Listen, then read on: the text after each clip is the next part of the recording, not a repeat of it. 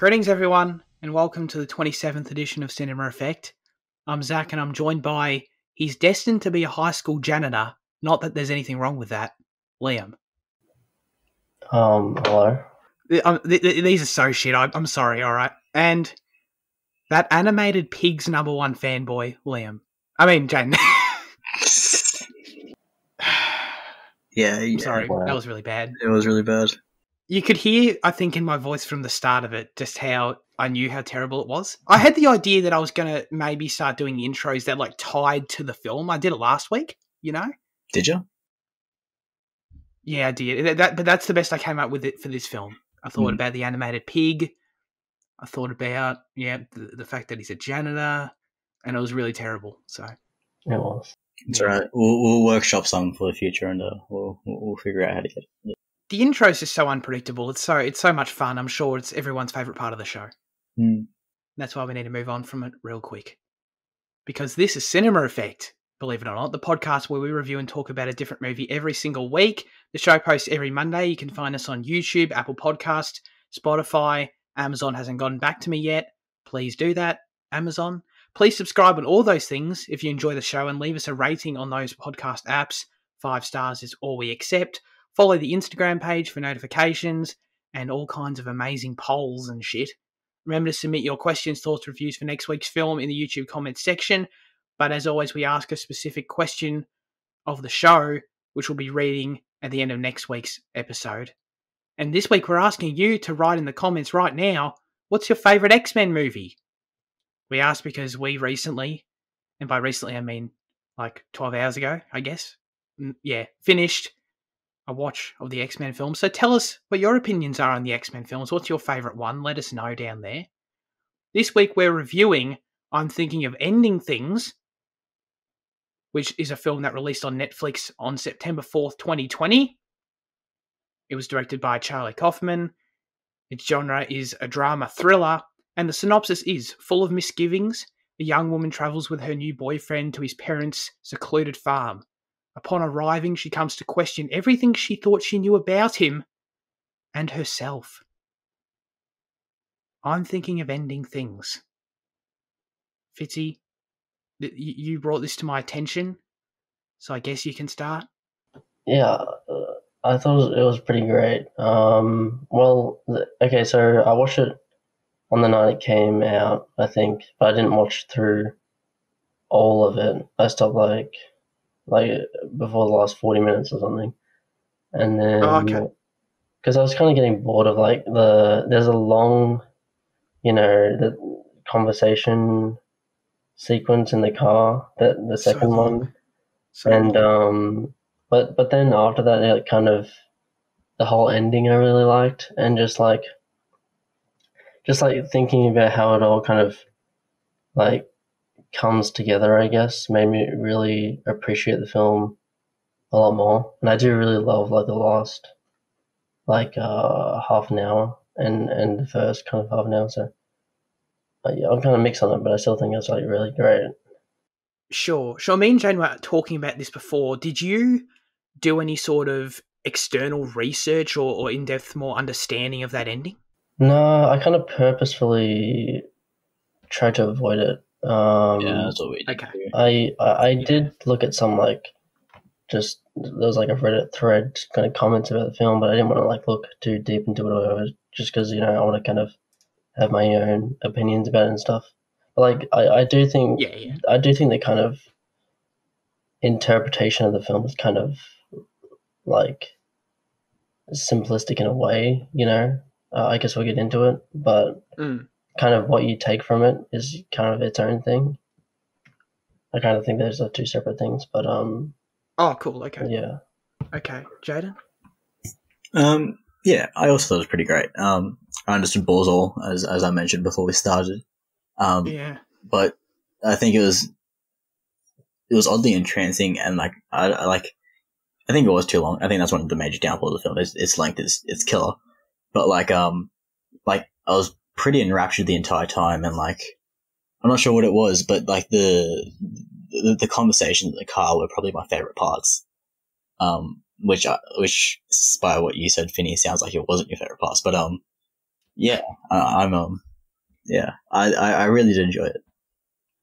Enjoy is perhaps the wrong word, but I did like it. yeah. No, I definitely didn't enjoy this movie at all. I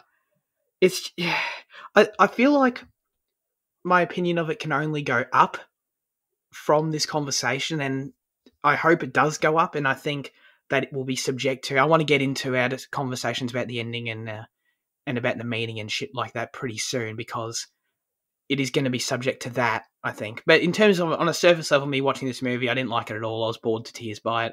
I was zoning out so hard. Did the aspect ratio piss you off? Yes. You know me too well. It really pissed me off. It in the first minute or so, I was like, "Oh, this is an interesting way to start your movie," and then it just never stopped. And I was like, "Oh, okay." I mean, it's fine. It's fine. It's, as a artistic choice, it's definitely not my favorite personally. But I think my issue with it is it's kind of annoying, and I don't really know what it adds to the movie, really. But maybe there are more, in-depth intentions there. I don't know.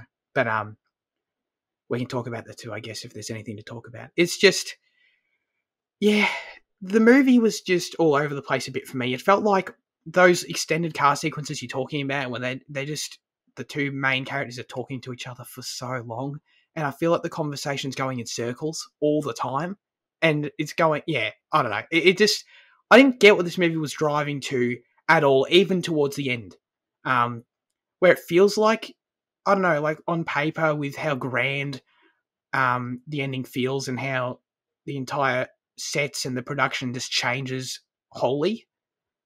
I feel like the ending should feel more grand than it is, because I don't really understand what the ending was driving towards, But let's talk about that now, I guess.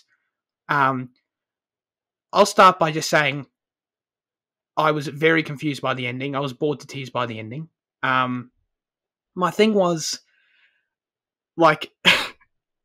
it really started, I guess, when the friggin' two young people started their dance routine. That's not my favorite thing. Did you say that was your favorite thing? Yeah, favorite scene. I really like that. Okay. It really reminded, and you'll know exactly what I'm talking about, Fitzy. It really reminded me of the Euphoria ending. Just like, what? Oh, right. You know what I mean? But yeah. Yeah, I don't know. This movie was all over the place for me. The only other thing I got from it, and then I saw from scrolling very lightly through IMDb, I was scrolling through actually to look for the trivia for this, and I saw the top review from a user mentioned how what seemed to be the most surface level twist thing, I guess, that you can take from the movie was that the fact that the main female protagonist didn't exist.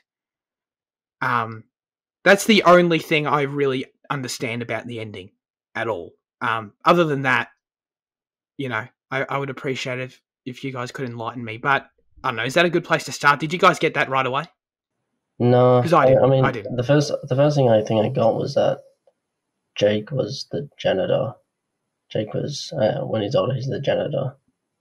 And my interpretation of the film as a whole, I think, is just that it's just the whole thing is in Jake the janitor's mind, basically, and it's just happening throughout that normal day. So the conversations they have in the car is purposefully kind of goes nowhere, because it's just stuff that Jake has consumed in his life.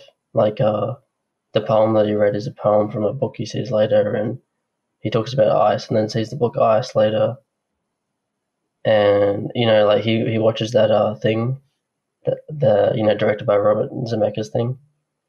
And then that girl that was in there, she appears on the young woman's face for a second.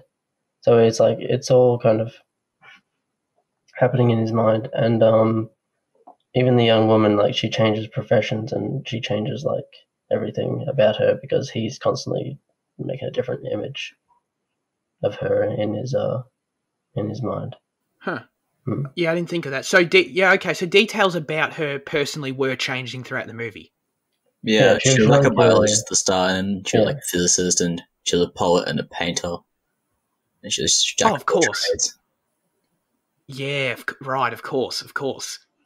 That's yeah. Huh. Well, I was clearly not ingrained enough in this movie to figure that out. Yeah, that is really obvious now. Okay, well that makes sense. So then you're saying everything that when we get the brief cuts to, and it kind of increases as it goes on to old mate janitor, is just everything else is in his imagination, imagining that he has his partner, imagining that all this shit's going down for him. Yeah. Yeah, okay. I imagine is he young and all this. And I think the conversations are they seem kind of obscure when you first watch them. But they talk about how viruses implant things in other people's minds, and how the first monologue she's saying can an original idea, can an unspoken idea be your own? And the fact that she's actually not real means that it kind of can be in a way, because she's those ideas are coming from Jake. That works. Are there other things to understand about the ending other than that? I mean, because we get that reveal, but then there's still more to decipher after it, right? We get the whole the dance thing. Is there any explanation that we have to what that's about? I think that's just the young. So in the dance, the young Jake and the old Jake are fighting. So it's kind of his idea of himself and reality, fighting.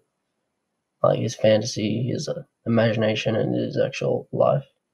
Wait, so hang on. Are you saying young Jake was dancing? He wasn't dancing, was he? No, but the figure of him was dancing. Yeah. It's meant to be a stand-in for him, I think. Right. Okay. Yeah, that's right. Because they kind of meet in the corridor and then they get their stand-ins walk in, right? Yeah, that's what you mean. Got it. Okay. Yeah, that makes sense. Sorry. Yeah. Oh, sorry. Yeah, I rewatched the first half an hour. I wasn't intending to rewatch it again, but you do kind of notice a lot of different things as well. I think I'll appreciate it much more on a rewatch, just how everything comes together and all these little details you mentioned. When they first go into the parents' house, they see a big sign about the Tulsi Town Clown. And it's a really old sign of it, because this would be happening in the far past. And sometimes you see brief shots of Jake's hand, and it's really old because he's really the janitor in real life. Why did you guys like the dance sequence so much? Was it just how it was shot, the technical aspects of it? Because I understand that. It kind of goes back to what I was saying before, at the very start about it. I was just enraptured by it. Just the way it all comes together with the soundscape that's created, and it's so interestingly choreographed. Especially when old Jake and young Jake are fighting, and the way that they, it's I don't know what it is exactly. I can't really pinpoint it. But it's just engrossing for me personally. I think that part was actually emotionally engaging for me. I think. Really? Okay. It was just very expressive, and I'm just going to put it out there now. But did anyone else get a bit of Phantom Thread vibes from the ending for some reason? Because I did. I'm not sure if. Oh. I was trying to, because the stories aren't the films aren't really, you can't really put a parallel between them. They're pretty different. But for some reason, I was getting hardcore Phantom Thread vibes. Was anyone else feeling that? Not really. I think it was especially. Yeah. I think it was during the dance, and I think the dance and when it's snowing and him throwing the blood, and it's so melodramatic. It kind of reminded me of the ball scene from that. I guess I think that's what it is. Yeah. The New Year's ball. I don't know. That's just a. Yeah. Okay. No. I guess I see what you're saying. Yeah. I guess my thing is I wish I could be engaged by something like that dance sequence. It's just I can't on a level, just because I don't care about anything else happening in the movie at this point. At that point, the twist hadn't dawned on me. But even if it had, I don't care about the character. I don't care about the characters. I don't really understand. I don't really understand why I should care about the story being told about this janitor imagining himself and playing through this in his head. It's just, I don't know, I feel like for me to be engaged by that sort of thing emotionally or however else, I just need to have some sort of surface level care, or investment into what's going on. I just kind of never had it, I guess. I think I'm there's definitely moments throughout the film where I was taken out of it. Like I said, the start's too long and that kills a lot of the things in the film. But oh god, I just lost completely what I was going to say. You were on a good thread, I thought. Dude, pissing me off because right on damn. Take a sec. I reckon you can get back on that. All right. Oh, damn, I'm disappointed for you. I'll say in the meantime here. I mean, I can't say that this. I can't say this movie's bad by any stretch of the imagination on any sort of objective level. Technically, it's very efficiently and effectively, crafted. And I mean, all the choices and the things I dislike about it are very intentional. And aren't, any sort of flaw on the part of the creator. And I'm sure, if I were to talk to Charlie about the things I dislike about it, he would go, well, yeah, I know I was doing that I was doing this for that reason or whatever. And that's totally cool. It's just that what he's trying to do just doesn't engage me on any level. Like, I understand that I talked about those conversations go forever and they go in circles. And I feel like they're trying to present interesting philosophical ideas on a surface level, but they're just it's just a lot of fluff to me. It's just kind of, going in one ear, coming out the other. So, yeah, it's just, I understand that may all kind of contribute to the feeling of this person kind of imagining and creating in his head as he's just at his day at work, So that makes total sense. It just doesn't make your movie interesting to me. It's I thought it would kind of be the opposite of I thought it would be a very accessible Charlie Kaufman, but it's definitely his most inaccessible film. Yeah, I think it's also his most ambitious in a way because he's kind of trying to show you the internal. He's trying to show you the mind of a character through all this. Other films have done this kind of thing, but not in this kind of way, I don't think. So it's just Charlie Kaufman going crazy with his own ideas. Did you think it would be the most accessible just because it's on Netflix? Because it's a Netflix-funded thing? Yeah, also, I kind of got horror vibes from the trailer and stuff. I thought it would be more of a kind of... Yeah.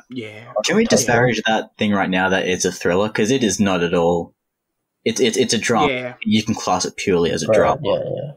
I mean, because I saw. The book is supposed to be but the book is supposed to be horror thriller kind of at the end. Because I was always waiting for it to get that little bit because that's what I'd always seen it as well. It's Charlie Kaufman's new drama, thriller, horror, whatever. So I was always waiting for it to kick up a notch in intensity wise. And In the House is kind of when, it was at its most intense, but even there it was, it was like a piss puddle of thriller. So it kind of left me a bit disappointed in that aspect, and that's one thing I couldn't get over, and that's one thing I disliked. I mean, did it's not really I felt a bit lied to by the movie, Yeah. I totally agree. This was a major issue for me. With the movie, I hadn't seen any trailers, knew nothing about what this movie was about at all. So it's interesting you say, Fitzy, that the trailer gave you horror vibes, because this movie gave me horror vibes, dude. When they show up to the friggin' the parents' house for the first time, that whole dinner conversation and the claws on the door and the dog and and so on and so forth. The friggin' ice cream shop, everything was giving me huge horror vibes and huge Get Out vibes specifically of what the hell is happening right now? This is so bizarre. There's some weird shit going down, and it really sucked for me that the movie, even though it was never, I guess, in retrospect, ever trying to do this at all, the fact that it kind of strung me along. It felt like that's where it was going. And then by the end, when it turned out that that's not where it was going at all, it really, to me, felt like it just couldn't commit to it. You know what I mean? It just because I was bored as shit by the conversations, but then when we got to those elements, when we got to the ice cream shop, I was like, dude, this is creepy as shit. What's the payoff to this going to be? And there's just nothing other than he's just imagining this for some reason. Yeah, it was an issue for me genre-wise. Yeah, I think it might just be like a bit of a marketing thing because, like, Charlie Kaufman does have this kind of weird stuff in his other films that aren't necessarily horror. They're just kind of weird things. So, like, that stuff at the house could just be there as, you know, that kind of classic, you know, Charlie Kaufman thing, but it's kind of read into as horror. But okay. it's not, you know. Sure. But as someone who has no experience with him as a creator, like the house and having never seen the marketing materials, the movie itself gave me those horror vibes, you know. But maybe that is just me not knowing who he is, you know. But yeah. The synopsis of the film, like it states, you know, a young woman goes on a retreat or whatever with a boyfriend, and you know, it's like she's going to learn a lot more about her boyfriend and their family, and you know, the family. And it's saying shit like that made me think, like, yeah, Get Out stuff too, because it's like and it put a lot more emphasis on the house and the family, and that's why when they spent, like, you know, 20 minutes there and then piss off, I was a bit confused as well, you know. Yeah, totally. The whole house bit, you know, it's a fairly extensive part of the movie. And yeah, arriving there, Toni Collette waving forever in the window. The other element, which is like really hilarious and weird, and all the other elements, the conversation that they have at the dinner table, going in circles, the awkward laughter, really awkward silences, all those kind of things. I was engaged by that shit. I was like, dude, this is creepy. And this felt like it totally, like, Get Out is the best comparison I could think of. It felt like that so hard. And then, yeah, it's a shame for me. It just kind of felt like it didn't go anywhere in that respect. Not that it was ever meant to, but I mean, I liked the performances. You know, Toni Collette, you can't go wrong. I thought the casting was so weird at first because, like, Colette's only, like, I don't know, like 10, 15 years older than Jesse Plemons, so it didn't make sense. Oh yeah. Because they kind of, you know, went through when she was older, when she was younger, and like same with Dave. There was, you know, that's when it made sense. Like, when I first seen them, like, just, yeah, it was really jarring, you know. I haven't seen Lupin. Whatever is this David something? Whatever his name is. David, I think. Yeah, that's right. Yeah. I haven't seen him in. I don't think anything else other than Harry Potter, but he was good. I liked him. Especially like the old version of him that clearly had dementia or something. I thought he was good in that scene. Jesse Plemons, like, he's such a good actor. I've seen him in so many things now, and he was just fine in this movie. I don't know. He didn't bring anything to this role that really made me think, wow, dude, he killed it. But I don't know. Yeah, I don't know what you can bring to the role. The role's kind of pretty simple, I guess. I thought it was great. Yeah, it was great. Okay. What did you guys? I don't know. Like, thinking back, like, I feel like the car bits are his main outlet for acting in the movie, other than the ride at the end. Yeah, I think. I think he plays the kind of embarrassed, awkward character really well in the film. Just going back to, like, the general concept and idea of the movie. I think the janitor. I don't know. I think the janitor kills himself at the end. Like, I think that's the whole point of the film. Is kind of like going through his life, and Oh wow! Okay. Thinking of suicide. I think that's what it's all about. And he lives in the same house as his parents. You can see that at the start. You can see the same wallpaper that the young woman is behind. So you kind of put the pieces together.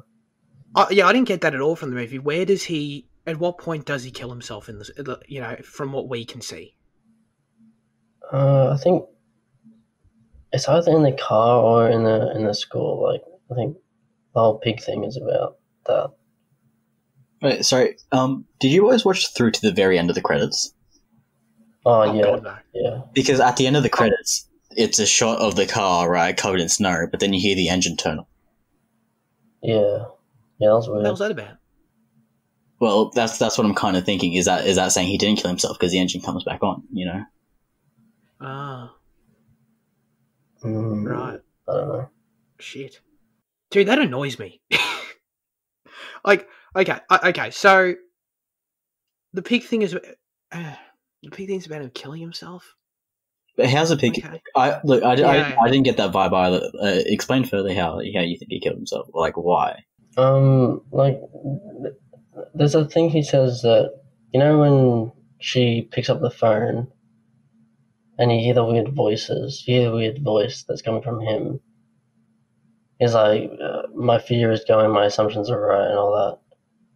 I think those are kind of suicidal thoughts, and I think just the title and everything is kind of hinting at that. That makes sense.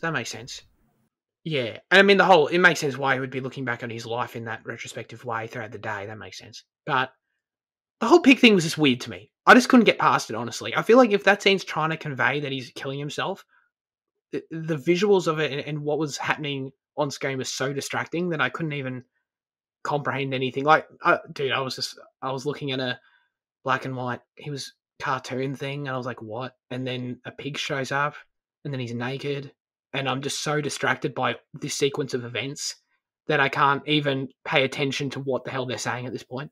Yeah. You know? Now that it's like putting it like, Liam, I do think, what Liam was saying makes sense, to be honest. Yeah, no, that does make sense. But yeah, God, I wish I'd gotten in the moment. But so then what happens after that? So then after that, it's just like the speech, right? Yeah, it's like one of the last things. Yeah. I think that's. So what the hell's that shit about? Yeah. I think that's like it's from the play Oklahoma, which I mentioned a lot, and I think it's just about how he's like alone and stuff. Like, I think the room is supposed to emulate Jake's room. I don't know much about the play, so. I love how I'd never heard of Oklahoma until last year watching Watchmen, and now this is the second time I've heard it mentioned. Like, all of a sudden, I'm like, you know, in play, you know. Yeah, good point. This shit just confused me visually more than anything else, honestly. Because at this point, you know, I didn't understand the first twist. I didn't understand that he killed himself. So, you know, by this point, I was completely lost in that regard, regardless. So, I was really, at this point, all I could be confused was just visually. And, like, everyone in the audience has got, like, really bizarre makeup on, which is obviously a stylistic choice. Which looked so weird. It was... they've got super wrinkly faces and they look kind of cartoony. And these are all the characters that existed previously in the movie. And then on stage, it's Jesse Plemons talking, right? Even though, like, he's older Jesse Plemons, but older Jesse Plemons is the janitor who isn't Jesse Plemons. You know what I mean? So then I was already, by that point, thinking, wait, the janitor isn't Jesse Plemons? And I was just, like, confused all over again, sort of thing. Well, you know. Can you kind of just take it as like it's the janitor's ideal perception of what he would have been in his old age, because, you know, it's him winning a Nobel Prize, right? So is that just sure? Is that him, and is that, you know, the reason that they didn't just use the janitor was because Clemens getting old was the ideal, you know, this intelligent young guy. Right. And like that becomes successful, you know, throughout his life rather than ending up as a janitor. You know, like in his last moments, that's kind of what he envisioned he was, you know. Yeah. I guess that's fair. And so, and then he sings a song from Oklahoma, right? That's what you're saying? Okay. I don't know. Like you guys explaining this, it makes sense now. I guess I get the vibe they're going for. It just doesn't do anything for me whatsoever. I don't think I understood any of this while watching the movie as well. I just kind of appreciated it for what it was, and then kind of thought about the stuff later. Like, I think thinking about it adds a lot, especially if I rewatch it. But I just think I kind of am the opposite of you, Zach, in a way that if I don't understand something, like the pig thing, it just kind of was entertaining to me, even if I didn't understand what the hell I was going for. Yeah, I thought the pig thing was so silly. Right. Right. Okay. I really appreciate like the mix of like the fact that we have like that Robert Zemeckis short, and like, you know, we have the commercial of the, you know, the town thing, and I love the just the difference in like, you know, what we used throughout the film. You know, what was up with was that actually directed by Zemeckis as a bit of a joke for the film? Like was that, or is that I was going to ask that too. Yeah. Is that a real Zemeckis project? No. He asked Zemeckis if he could put his name there. Nah, okay. But what was the point of that? Like, why Zemeckis? Oh, I don't know why specifically Zemeckis. He just Kaufman apparently just thought it was funny. But the idea of it is kind of about the whole like ideal relationship and all that. Like how it plays out in the movie is very kind of like how it plays out in the short within the movie is kind of very movie-like, you know. You know what I'm saying? It's like kind of he talks about like the ideal and how it's like kind of a fantasy. And like that movie is kind of like a romantic fantasy in a way. The short film. Right. Okay. Well, sorry, while we're on the short film, okay, this is a huge nitpick question, I guess. When he was watching the film on the TV, was it in widescreen? I don't know. I swear to God. Anyway, I'm sorry. I swear to God it was in live stream, and then we like cut into the film, and it was like the box ratio. Yeah. I was very thought that was very weird, but it's all good. I can't recall. Yeah. Doesn't matter. I'm sorry. You haven't mentioned the weird editing in the first car scene, Zach. It was all over. What weird editing was there in the first car scene? You didn't mention really see it? It was like it was I really remember, yeah. It was like the first thing I noticed about the film, just how weird the editing was in that the conversation scenes. What was weird about it? Like it just kept cutting a lot. It kept cutting at different weird angles and like moving. The camera was moving a lot. It was just very weird. You thought the camera was moving a lot? Like it cut like to the back, looking in from the back window, and it was like following. It was like moving the opposite direction of the car while looking at her face. Like, right. I didn't think there was anything weird about it. I think it was just attempts to keep it fresh for 17 minutes. You know, I thought it was cool. Because I think it just suits with the because you're right. It is a lot of rapid, like, you know, shots, cuts, movements, whatever. But I think it's important because I think it adds to the conversation, because it is kind of just strands of conversation, and like it just keeps on branching. Every time there's a new like branch like that they explore, it cuts and it goes, you know, somewhere else. And every time she loses herself, it kind of swaps. Yeah, I liked it. I thought Zach would hate it. But right. Well, wait. So I'm a bit confused. Are we talking about just the way it's shot, or are we talking about editing? Editing, like it was really quick shots, and like people talked really quickly as well. Like it was like the way they like shot reverse shot was really like weird, and it just felt weird to me. Okay. I did like it though, but right. Yeah, I didn't really think it was that weird. I don't know. I didn't really think of it as weird, honestly. But I noticed it was different. Like, yeah, there definitely were some interesting shots in there, and I didn't like it at all, because I just kind of, it was a thing for me. I felt like I was just kind of seeing through it, where let's have this 20-minute scene where these friggin' two people talk in the car forever. Well, we have to do something to make it slightly interesting. We'll just move the camera about, put the camera in interesting spots. And it just feels like such a last-ditch sort of effort to make it somewhat visually interesting, or as visually interesting as you possibly can. And I think that kind of just speaks to how uninteresting, having that conversation for that length of time in the car is as a whole, sort of thing. Yeah, I don't know. Because I just feel like you wouldn't have to resort to it if, you didn't have the freaking 20-minute conversation, for God's sake. I mean, like, my mind kind of goes to the fact that, like, is the conversation meant to be I mean, obviously it's meant to be interesting because it's meant to keep us, watching. But like, it's a rather intelligent conversation that, if you're not really well read at all, you're going to find it hard to follow. I mean, like, I found it hard to follow. I'm sure, like, did you find it hard to follow as well with, like, all the virus shit and then jumping from poet to painter to this and that, So, like, in many ways, it kind of feels like it wasn't meant to be interesting, if you get what I mean. Yeah. I do get that, yeah. Because, no, I totally found it hard to follow, but it just felt like it was nothing. It just felt like it was hard to follow in the sense that it's just confusing for the sake of being confusing. I don't really understand what the end game is of it being hard to follow or of it being very rapid. Because it's this conversation he's having with himself. I mean, we've established the young woman's never there.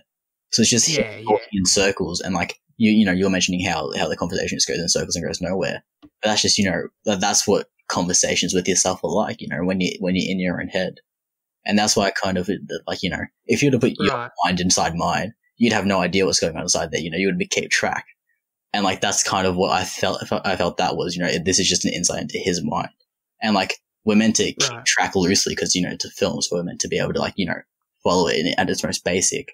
But I don't think we're ever meant to be, privy to the point where we understand everything. Yeah. I really appreciate you saying that because I hadn't thought of it that way. I think you hit the nail on the head, and I think you just kind of drove to the core of why I don't like the movie, is that if that's what this movie is going for, then that's just uninteresting to me as a movie. To create a 2-hour and 15-minute movie about a guy in his own head and try and kind of deliver that in a realistic way, which, as you said, that totally makes sense. It's just so boring to me. Oh, before, when you're talking about being bored and I kind of lost my thought, it came back to me. Yes. Yes. Yeah, I was saying I lost interest a lot too, because just because there are some moments where it's just dull and it is really hard to follow. But it kind of what always kept me coming back to it was this, the curiosity, like the mysteriousness of who is the young woman? Why is she just the young woman? And every time I kind of came back to it, it just kind of became more interesting to me. And I guess you just didn't have that because every time, I kind of started paying more attention, is kind of each time I appreciated it more as like, more stuff was made evident to the audience. Oh, that's fair. The whole ice cream stop thing, I think, was, for me, peak Get Out that this movie got. Is there a grander point to that? Because for me, Jane, that was one of those moments that you had where I was like, interest peaked, I'm fully switched on in this moment, and I'm trying to the friggin' person who works there is warning her about the path ahead and shit. I'm like, whoa, what the hell does that? What does that mean? Sort of thing. But I still don't even know what it means. So I was like, okay. I love how I just love the ice cream stop aesthetically. Like the fact it's this lone station, in the middle of a snowstorm, lit. It's thought it looked great. But I love the shot of the cartoon in the windscreen. The Tulsi clown. Yeah, but like in terms of like, thinking like in your mind, is there any path you can follow with what the ice cream shop could possibly mean? I mean, I noticed, genius. I'm sure no one else has ever noticed this, guys. I'm so good at observing films. I noticed that, he had been there before or whatever. Or that doesn't even make any sense now that it's an imagination. But he had wrapping of it in the what's the word I'm trying to say? Like rubbish with the logo of that ice cream shop on it at the start of the movie in his car. I don't know if that's anything, but is that a clue or some shit? Well, he's been there before in his normal life. And he's probably had bad experiences there or something.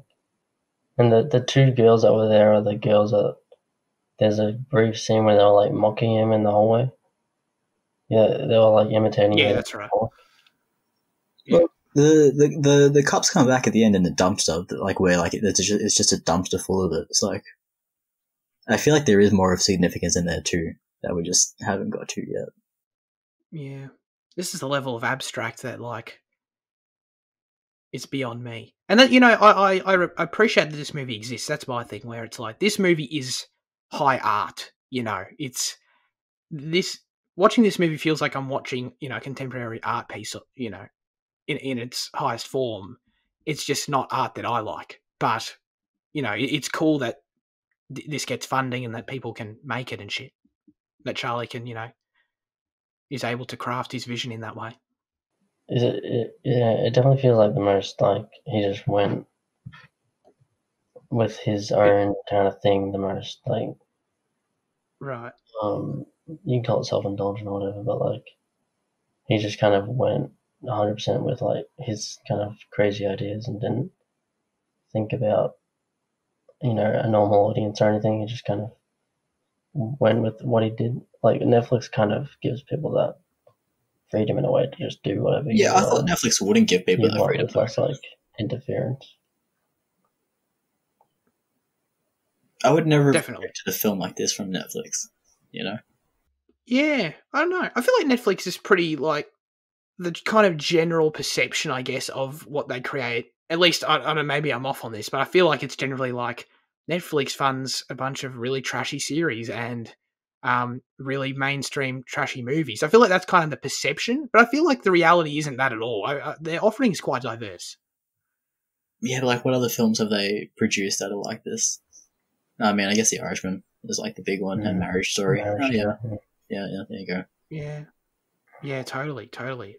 You know, and things like El Camino, things that are just like, you know, things that are totally, he's giving a creator money that has an audience and just doing them.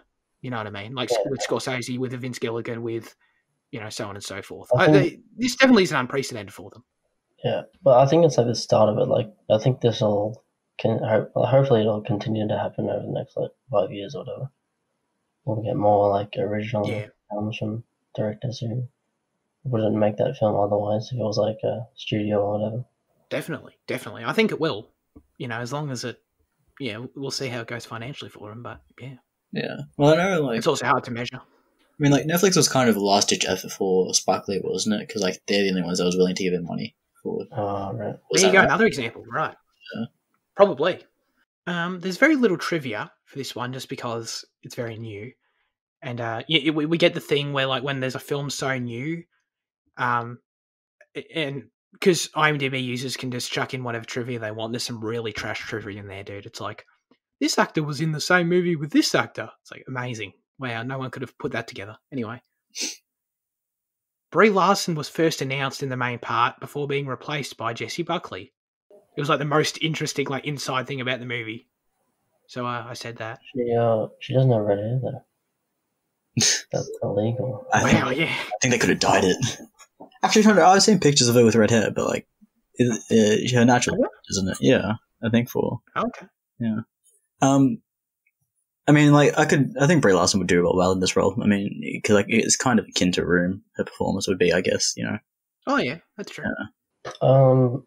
I don't know what to fully make of it, but I thought that was like a sexual assault kind of plot line kind of thing. Jesus, where?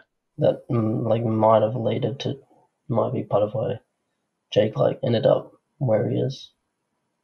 I don't know though, because like there's like several mentions of the kind of thing in the film, and when Jake, like, gets out of the car, so when they arrive at the school, they see there's a brief shot of the janitor, like, looking through a hole at the roof, and then Jake gets really angry, like Jake in the janitor's mind, and he's like, they say, like, he's a pervert, and it's like, oh no, I'm, like, really familiar with that kind of behavior or something. He says something, like, really weird. And there's also, like, a discussion about the song.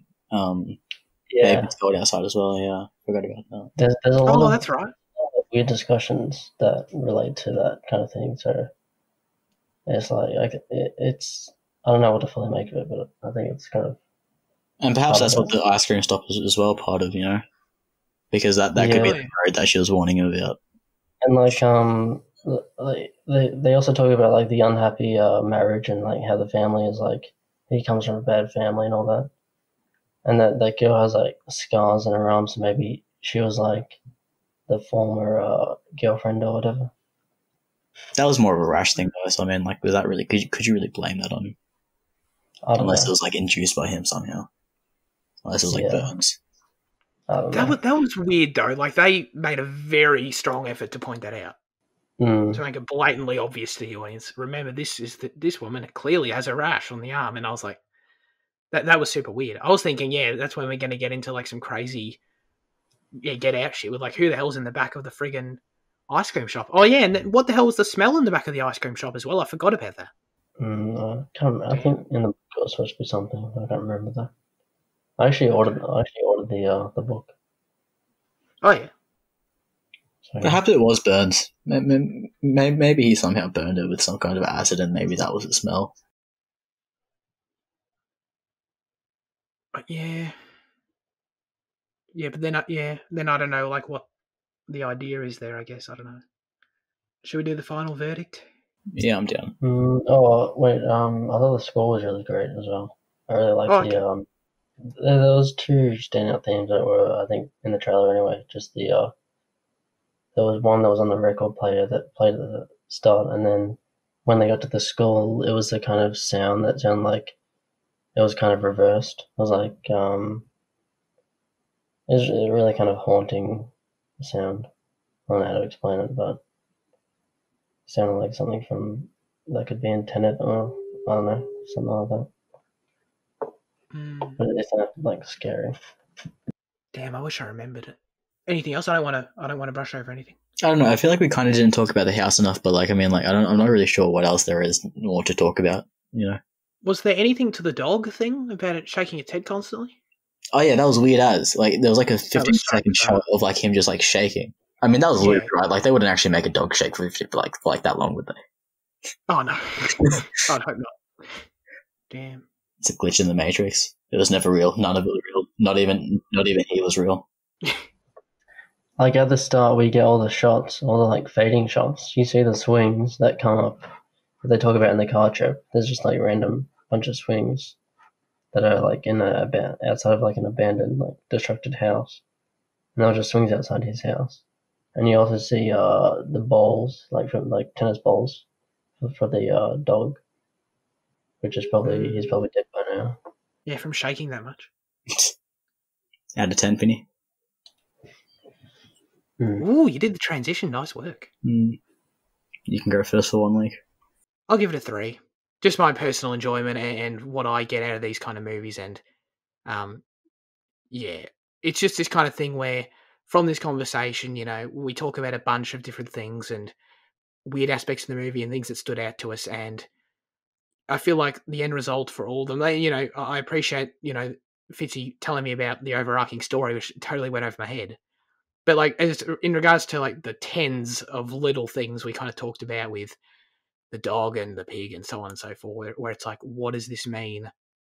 I don't know. It could mean anything. I feel like that's kind of the result we end up with. And I'm just, yeah, to me, that's just kind of leaves me with nothing I like. Well, very little I like anyway. So yeah, the positives, like, you know, performances, it's well shot, it's pretty colourful. I also liked the ice cream location. That was pretty dope. I'll give it an 8. I think it was very, very interesting and unique, and I liked a lot of the choices and things that happened. Yeah, I've landed on an 8 as well because it's. I mean, like same with what you guys have said, and like my criticism, like the only reason that it doesn't have the extra points is your criticism, Finny, but like to a lesser extent, is just I do wish I knew what the extra stuff meant. So, you know, right, yeah, and like it's strange because you typically, if there's like a film that I don't really understand, or if there's something that I don't get, I'll be more than satisfied to just read up about it or watch something about it. But like in the case of this film, I actually want to rewatch the film, which is rare. So, I mean, I guess that kind of impacted me more than I thought. So, yeah, 8. Well, that's a positive for sure. Yeah, no, I mean, if a movie did that for me where I had the urge to rewatch it, that'd be a huge plus. Oh shit, my screen's gone black. How else will I know what's next? Oh, of course. It's time for news chat. The Dune trailer came out. I still feel like I'm saying the month June. Dune. I don't know. Like, what do we say in good old Australian? Do we say sand June? Yeah, June, right? We don't say sand dunes. No, Sand Dune. Yeah, so I'll stick with the month pronunciation. It's June. It's weird, but anyway. I think it's like a mix, it's like a in between, you know. It's like it's not Dune, it's not June. It's like it's June. It's like June. No, that's shit too. That's like another syllable. June. Yeah. This trailer came out. We knew it was coming out a few days in advance, and it did. Fitzy, you can take it away. We know your excitement. What do you think of this trailer? It was epic. It was great. Yeah, I'm more excited for it now, I guess. It's really great. Sure. It would be pretty shit if you weren't. Yeah, I accidentally watched it live because I was awake at like 2, and then I saw this video. It said like it was like 23 hours ago, teaser for June in a day, and like it was like, sorry, it was actually 24 hours ago, so it was actually right now. And then I looked around for it, and then on Twitter it was like it came up live in like 5 minutes later. So sweet. There you go. Did you guys watch it? Yeah, I've seen it twice. I also really liked it. It was pretty sick. I don't know if it was anything I wasn't expecting. We got a great glimpse into the amazing cast. They look great. I feel like even though I knew the cast, every time a new person would show up on screen, I was like, wait, what? They're in this movie? You know? Damn, what? I forgot about that. So that was pretty sick. I mean, the scale looks dope. Is it called Dune because of sand dunes, or is the planet called Dune? The planet. Okay, alright. But is the planet called Dune because of the sand? But yeah, it's called Dune. It's also got like Arrakis, the desert planet. So it's got 2 names. Yeah, well, 3 names. The desert planet as well. Oh, right. Okay, sure. It's probably my most anticipated like film. Yeah.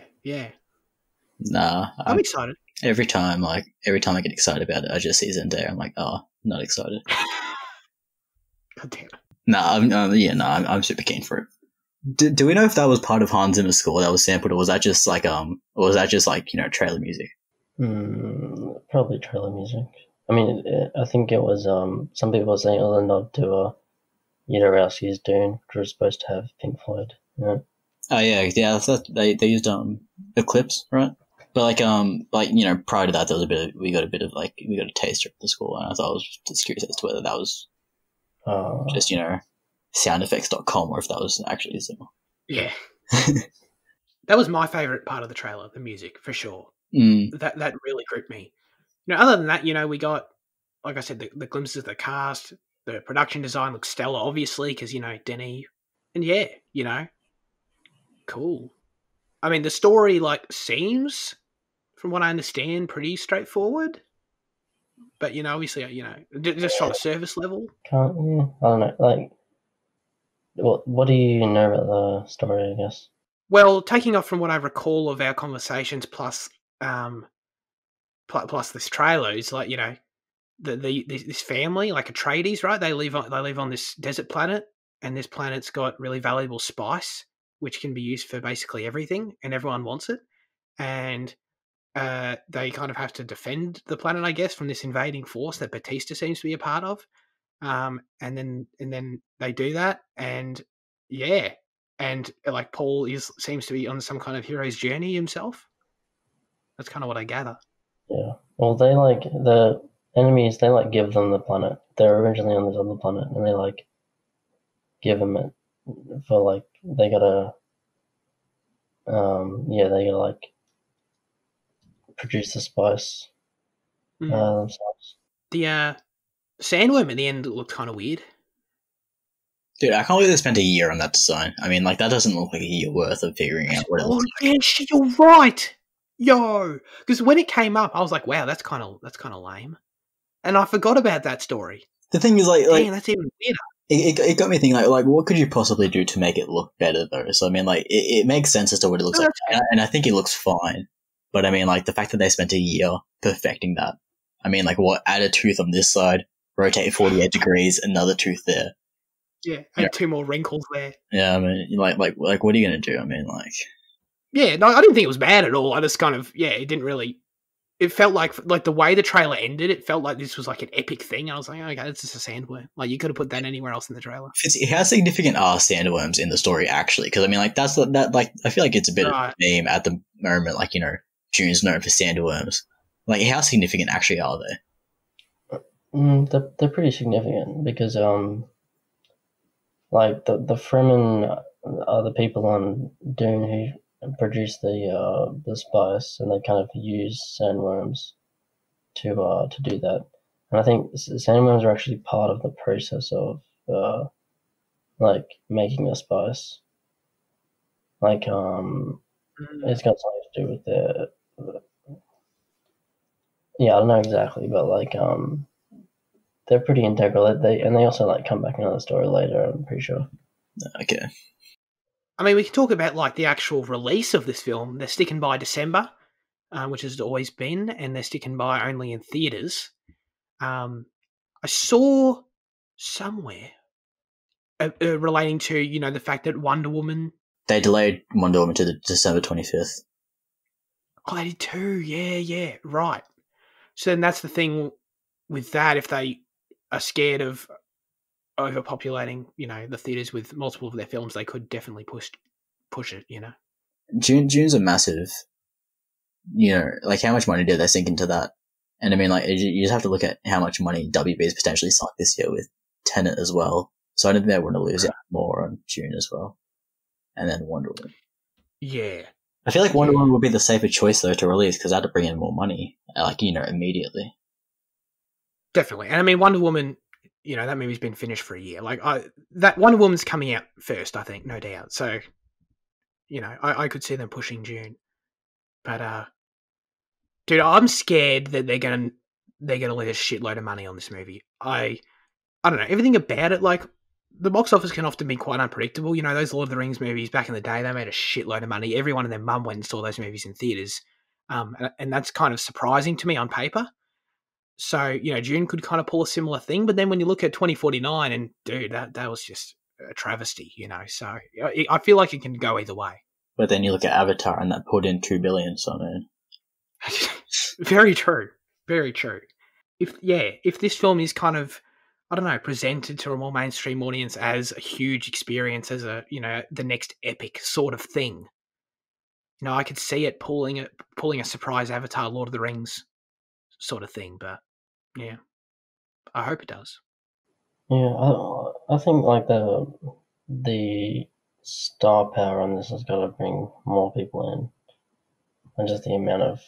Yeah. I mean, to be fair though, like the cast is stacked, but it's kind of stacked with actors we like. They're not really. I don't know. Is anyone in this movie a draw? Zendaya will pull a lot of names. Will pull a lot of people. Potentially, yeah, that's fair. But you know what I mean? There's no Leo, there's no Brad Pitt kind of thing. Yeah, but Timmy Chalamet. I don't want to have this conversation again. He'll pull a few people too. You reckon? Okay. Yeah, that's fair. Borat 2, according to Sacha Baron Cohen, has been shot, and it exists, and it's complete and edited. Apparently, they even screened it to like some producers or like people. So that's right. Yeah. How weird is that? You're a fan of the first one, Jaden? Yeah, dude. I mean, like, it's epic. I mean, like, it's exposing everything wrong with America and just making them look like dicks. Like, why would you not love it? Oh God. Sorry, American viewers, all 0 of them. But yeah, have you seen Borat, Fitzy? Are you a fan? No, I haven't seen Borat or Bruno. Neither have I, no. Oh, what, Finney? I thought you have seen Borat, haven't you? No, I've definitely seen, like, clips of it. For sure. Who's America, right? Oh, that's right. I've seen a bit of that, yeah. I mean, it's the same thing, but just, within Uzbekistan. Oh, is he? I think Kazakhstan, I think it's from. It's just so bloody funny. It's fantastic. As you mentioned, Jaden, like, I don't even understand how he can do a sequel. Like, how do people not understand this yet? You know what I mean? Like, did he go into friggin' middle of Montana in the middle of nowhere? No one's ever heard of this movie? Yeah, that's what I can't believe. Because I can't believe, they've gone. Because if it's on the same scale as the first one, they did TV appearances and they went pretty big things. The fact that if they did similar big events, that not a single person went, "Hey, isn't that dude?" I mean, like. And wouldn't everyone know about this movie prior to Sacha Baron Cohen telling us? Yeah, that's what I thought. Maybe it's a smaller scale. I don't know. Perhaps he's changed his look. Maybe it's not like. Yeah. I think you'd be surprised at how many people don't know about even like big stars sometimes. That's like, fair. No, but for a film like Borat, it criticizes massive, like America massively. I feel like most people would be aware, and especially if you're in big crowds, it's like what I'm saying, like the fact that not one person in a massive crowd would be able to, point out, hey, he's already done this to us. Right. Is he going to be himself? Or is he going to be like in makeup and costume? Well, I mean, if it's called Borat 2, I assume he's going to look like Borat. Yeah, I don't know. Like, I think, isn't there videos of people like just asking about, like, do you know Leonardo DiCaprio and stuff in Populated? I don't know. Yeah, probably. Yeah. I agree. I agree with the sentiment that you're going for, Fitzy. Totally. I think that's probably true, but at the same time, my thing is, it would have to be. I could buy it if it is a much smaller scale. Like, he can't be doing TV appearances. He can't be walking around cities and shit, because I guarantee you, we would have heard about this movie. Like, someone's taken photos, taken videos. We would have known about this movie like a year ago.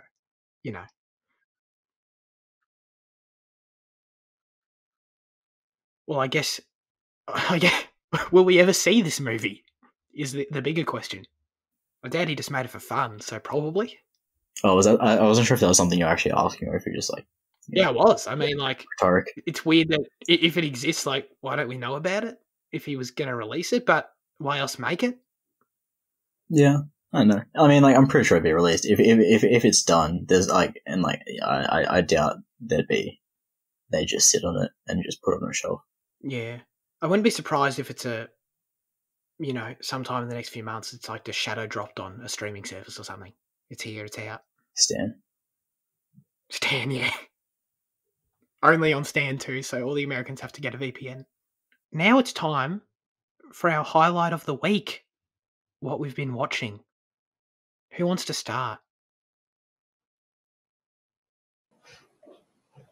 I'll start. I'm liking the enthusiasm. I started watching The Boys on Amazon Prime.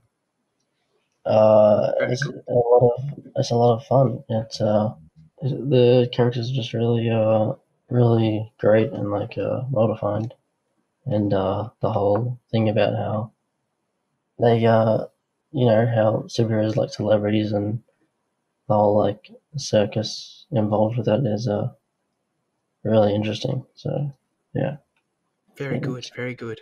I think you'll really like it as it goes on, because it only gets more wild and more hilarious, while still very much staying true to exactly what you're talking about here. It never lets up, and you only get more invested as it goes on. So yeah. Do you want to go, Jan, or should I? I mean, either or, whatever you want to do. Do you want me to go? Sure. My highlight of the week was this film called Holy Murders.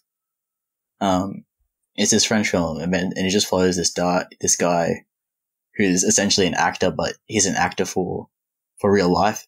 So like he goes around and he puts on performances in public, but it's for like private viewers. And so his day to day is just going from performance to performance as different characters, and it's really interesting. It kind of lost me in the middle, but then Kylie Minogue rocks up near the end, and I was like, oh, I'm all for this again. And like it's called Holy Murders, and the title kind of escapes you during the film, because as you kind of get caught up in what's going on, and it's not until the end of the film that you finally figure out why it's called that. And like that was a nice also little thing for the end, and it kind of elevated the film more. And like it's like I'm not sure if you'd get behind it, Finny, but I think Liam would appreciate it, because it is rather artistic in a bit of a pretentious way. I've seen it. Yeah, but yeah, it was quite good. Is it Aussie?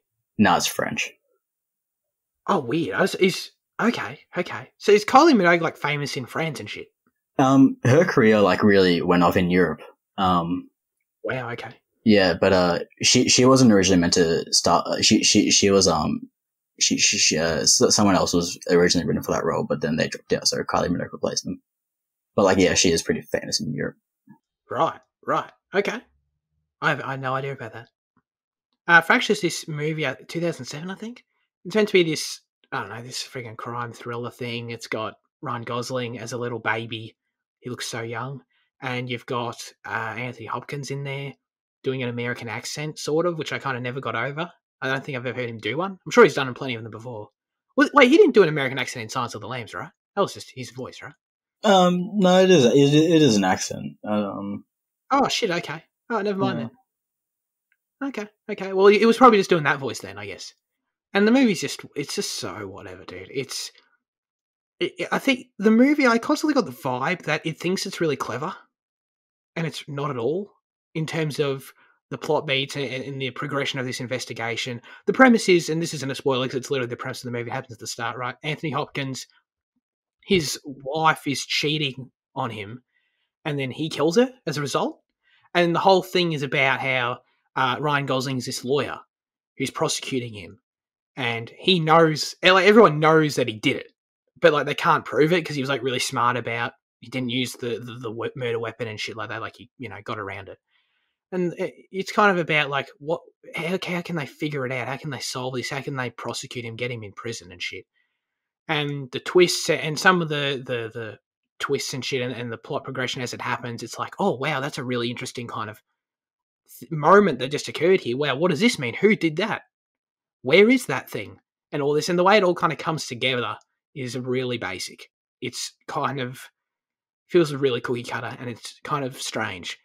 There's a specific moment in the third act where it's like Ryan Gosling has an epiphany where it's like, dude, I got it. I've got him. And I'm like, oh, sweet. Like, what is it? What did you figure out? And what the thing he figures out is like basic law. And I'm like, wait, you didn't know that beforehand? It was very peculiar to me. But, so yeah, it's pretty average. I liked Anthony Hopkins' performance. You know, he's doing his quirky thing as like this sociopath. He's pretty quirky in the movie, so I like that. So yeah, Fracture. Don't really recommend it. Now it's time for our question of the show. Last week we asked what your favourite movie dog is. Lockie says, my name is Doug. Oh, and he's like quoting the movie at this point. My name is Doug. I've just met you and I love you. And Doug, this is the dog from Up for anyone who didn't know. Doug is definitely up there. That was an unintentional sort of pun. But I also love Scooby-Doo. Oh, banger. Yeah, I completely forgot about him. I know, he's kind of easy to overlook just because he seems so obvious. I mean, he's more of a TV character. I guess he doesn't movie. Like, yeah, no, like, yeah, definitely, yeah. I've never been a huge Scooby-Doo person. Mm-hmm. You've never been? Is that what you said? Yeah. Yeah. Shit childhood then. Still has a more satisfying, twist ending than Fracture. Yeah. I mean, nothing will beat the original Scooby-Doo series. I mean, like, if you can't get behind those, then I don't know what's wrong with you. I just don't think I've ever really seen any of it, to be honest. I've definitely seen some of the modern movies, and I've definitely seen, like, they've rebooted it like a shitload, right, on TV. Yeah. I've probably seen some rebooted version of it at some point. Wait, so you're choosing Scooby-Doo, but you don't like Scooby-Doo? Oh, no, sorry, I was just going off on your comment saying I don't like Scooby-Doo that much. Yeah. But no, but my actual answer, sorry, is, I mean, I'll shout out, like, the dog from I Am Legend. Oh, yeah. Pretty dope. What is that? Is it Alice? No, I can't remember his name, but he's a champ. I thought it was a she. Is there a she? She's a champ. Oh, shit, I might be wrong. I don't know. For some reason, Alice came to mind, she, I think. But I don't know. Can't remember. I'll shout out Oddball for Warrnambool, of course. And I'll shout out Hachi just for that movie, really, honestly. Like, Hachi is the main driving force of that movie called Hachi. Dude, that dog is something. That movie is freaking awful. I hate that movie, but I love it. It's too devastating, but it's really good. But I hate it. What are your favourite dogs? I like the dog from Snatch. Ooh. I think they call it Daisy. Yeah, it's just great. It's so funny. I mean, the way they work into the story is brilliant because, like, it's more than just, attached to a character. It's actually, like, a part of the story. Yeah, I mean, like, and like the shit that happened with the dog is so funny. I mean, like, yeah, the dog from Snatch. is my answer. The dog from Amoris Perros, I think is how you pronounce it, is he's not the best dog. He's not the goodest dog in the world, but he's a good dog. He's a good character. Good dog character. And any of the dogs from Isle of Dogs is a good dog. So maybe Rex, Edward Norton's dog. The voice acting in that is really great. But are they good boys? Most of them. Okay. One of them may or may not be a good boy, but you'll have to watch the movie to see how that character arc develops. Very good. Thank you, everyone, for tuning into Cinema Effect this week. Appreciate your time. What are we watching next week? We are doing Sharknado, a movie that is on Stan. Very critically acclaimed amongst the critics. So I'm excited. I'm excited too. I don't know what to expect at all. Have you guys not seen it before? No. Oh. You've seen it before? That's shocking. Dude, I've seen 4 of them. Whoa, holy shit. Yo. Nice. Oh, God. Okay, well, yeah, thank God we're not doing this as a franchise then. Yeah.